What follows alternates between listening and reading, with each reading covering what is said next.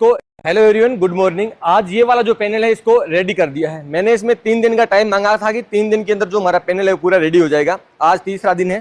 पहले फाइनली इस पैनल को एक बार चेक करेंगे, इंस्पेक्शन करेंगे। पहले सीधा देखिए करेंगे कि कोई भी बस बार है वो बॉडी के साथ अटैच नहीं है, कोई भी इसका जो इंसुलेटर है वो वीक नहीं है, वो चेक करेंगे।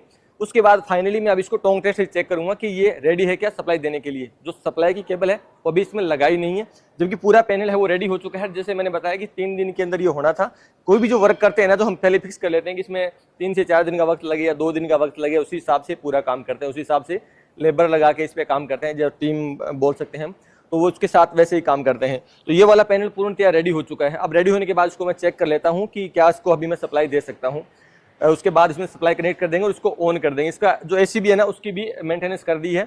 और जितना भी इसमें वर्क था, जैसे सीटी लगाना था, जैसे इसमें जितना भी वर्क था ना, जैसे कोई फ्यूज चेंज करने थे या जितनी भी इसमें वीकनेस थी, वो सारी निकाल दी है। कुछ इसमें ये इस साइड के जो एमसीबी बॉक्स है, इनमें इनको कईयों को चेंज किया है। इसमें काफ़ी काम हुआ है, मतलब काफ़ी ज़्यादा काम हुआ है। और आपने साथ साथ वीडियो देखे थे, तो अब मैं आपको दिखाता हूँ उसको कैसे चेक करते हैं। ये वो केबल है जो इसके अंदर कनेक्ट होनी थी। ये 400 स्क्वायर mm की है, 3.5 कोर है, जिसमें एक कोर है ये वाली जो न्यूट्रल है, ये है 185 स्क्वायर mm की, और जो 3 है वो है 400 स्क्वायर mm। तो इसमें यहाँ पे थिम्बल भरेंगे। थिम्बल भरने के बाद इसको कनेक्ट करेंगे इसको इस एसीबी के पीछे। इसकी जो कैपेसिटी है वो 2000 एम्पियर है। तो सबसे पहले हमारा ये ध्येय बनता है कि हम इस कंट्रोल पैनल को चेक करेंगे कि ये कोई भी प्रकार से बॉडी से अर्थ ना हो। तो हम पैनल को चेक करेंगे हमारे टोंग टेस्टर से। और कैसे चेक करेंगे, चलो चलते हैं बस बार पे। ये हमारे कंट्रोल पैनल की बस बारें हैं। ये आर, वाई और बी तीनों फेज हो गए। ये हमारा है न्यूट्रल, और ये नीचे दिख रहा है आपको, ये है अर्थिंग। ये जो अर्थिंग है, बॉडी अर्थिंग है, ये इन किसी के भी साथ अटैच नहीं होना चाहिए। कोई भी कंटिन्यूटी शो नहीं करना चाहिए, यानी इनके बीच में कोई संबंध नहीं होना चाहिए। ये जितने भी इंसुलेटर लगे इसीलिए लगे हैं कि दोनों को पृथक रखे, दोनों को अलग रखे। अगर इसका इसके साथ संबंध होगा, यानी इंसुलेटर बीच में नहीं लगे होंगे, उस कंडीशन में क्या होगा, जैसे हम सप्लाई देंगे तुरंत बड़ाम होगा, यानी एक तरीके से ब्लास्ट होगा, स्पार्किंग होगी, और ऐसा बिल्कुल भी नहीं होना चाहिए। तो इससे पहले हम इसको चेक कर लेते हैं।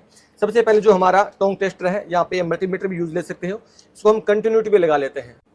इसको हम कंटिन्यूटी पे लगा लेते हैं, यानी यहाँ पे इसको हम लगा लेते हैं। लगा लिया, दोनों लीडों को अटैच कर दिया। अब हम चेक करेंगे सबसे पहले हमारी अर्थिंग है और फेज के बीच के अंदर कि कोई संबंध नहीं है क्या, कोई कंटिन्यूटी शो नहीं कर रहा है क्या। तो जो हमारी एक लीड है उसको लगा देता हूं मैं अर्थिंग के साथ, और सेकंड को मैं लगा देता हूं आर फेज के साथ। तो कोई प्रकार की कंटिन्यूटी है वो शो नहीं कर रहा है, यानी इसके बीच में कोई संबंध शो नहीं कर रहा है। फिर लगाता हूं मैं उसको वाई फेज के साथ, तो यहाँ भी कोई कंटिन्यूटी शो नहीं कर रहा है। उसके बाद लगाता हूं मैं बी फेज के साथ, तो यहाँ भी कोई कंटिन्यूटी वो शो नहीं कर रहा है। और इसी के साथ लगा देता हूं मैं ब्लैक, यानी जो हमारा न्यूट्रल, उसके साथ भी कोई संबंध शो नहीं कर रहा है। इसका मतलब ये दोनों एक दूसरे से सेपरेट है पूरे पैनल के अंदर ही। अब एक चीज और बच गई हमारी, वो बच गई, ये थी इसकी इनपुट साइड। ये हमारा एसीबी है, एसीबी की आउटपुट साइड और चेक करेंगे कि इसके साथ भी कोई बॉडी के साथ इसका रिलेशन नहीं है क्या। जैसे इनपुट को चेक किया था वैसे आउटपुट को चेक करेंगे। ये जो टर्मिनल है इसमें से एक को बॉडी के साथ लगा देते हैं। बॉडी का ऐसे पार्ट से जैसे कोई आपको जंग वगैरह लगे या कोई जहाँ पेंट ना हो वहां लगाए। सेकेंड को क्या लगाना है, पहले लगाना है हमारा न्यूट्रल के साथ। तो न्यूट्रल के साथ कोई इसका संबंध नहीं है, आप देख सकते हो टोंग टेस्टर की डिस्प्ले के अंदर। सेकंड हम लगा देते हैं हमारे जो बी फेज के अंदर, कोई संबंध नहीं है। इसी के साथ लगाते हैं हम हमारा जो येलो है फेज उसके साथ है, और ऐसा ही करते हैं हम रेड फेज के साथ भी चेक कर लेते हैं। तो कोई भी प्रकार की कंटिन्यूटी है वो शो नहीं कर रही। इसका मतलब ये है कि जो हमारा पैनल है वो सप्लाई देने के लिए रेडी है। जो मेन बस बार है उससे सारी बस बारें कनेक्ट हैं। अब अगर एक बस बार कहीं भी थोड़ा बहुत बॉडी के साथ लीकेज होगी तो पूरा पैनल ही लीकेज शो करेगा। तो हमारा ये पैनल है वो पूरा सेपरेट है, बॉडी से पूरा सेपरेट है। अब इसमें जो फाइनली वो केबल है वो कनेक्ट कर देंगे, जो कि मैंने आपको बताया। इसका जो कैपेसिटी है वो 2000 एम्पियर है एसीबी की, यानी पूरे पैनल की जो जितनी कैपेसिटी होती है ना, वो मैन ब्रेकर पे डिपेंड करती है कि मैन ब्रेकर कितने का है। जितनी हमारे पास इनपुट होगी उतनी हम इसको डिस्ट्रीब्यूट कर पाएंगे, डिस्ट्रीब्यूशन कर पाएंगे, बांट पाएंगे। तो हमारा 2000 एम्पियर का एसीबी लगा हुआ है। ये जो पूरा कंट्रोल पैनल लगभग रेडी हो चुका है। अब इसमें फाइनली वो केबल कनेक्ट करनी है। अब देखो, मैं एक चीज़ आपको और बता देता हूँ। कोई भी पैनल को अगर आपको डाउट लगे ना, तो फाइनली चेक करने के लिए आप उसको मेजर कर सकते हैं। मेजर करने का तात्पर्य ये है कि ये जो हमारा ये मल्टीमीटर है, टोंग टेस्टर है, इसके अंदर जो बैटरी लगी है वो मात्र 9 वोल्ट के लिए एक सेल लगा हुआ है। ठीक है, एक तो इसके अंदर कंटिन्यूटी घूम के आएगी। एक जो हमारा मेजर होता है उसमें मैक्सिमम हम क्या वोल्टेज घुमा सकते हैं। जैसे इसकी बॉडी और इसके फेज के साथ अगर मेजर से चेक करेंगे तो हमें फाइनली इसका आउटपुट मिलेगा, यानी कितना ओम इसके बीच में रेजिस्टेंस शो करेगा। तो वो सबसे अच्छी वीडियो होती है चेक करने की। कोई भी चीज़ को चेक करते हैं फाइनली तो आप मेजर कर लिया करो, मेजर सबसे बेस्ट होता है।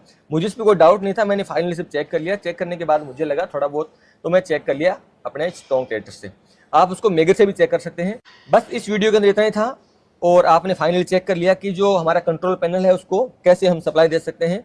और लास्ट की ये अपने स्टेज देख ली है, आपने इस कंट्रोल पैनल का पूरा वर्क तो देखा था। इस तरह मैं आपको अब बैक टू बैक जितने भी वीडियो हैं वो आपको मैं कंटिन्यू देता रहूँगा।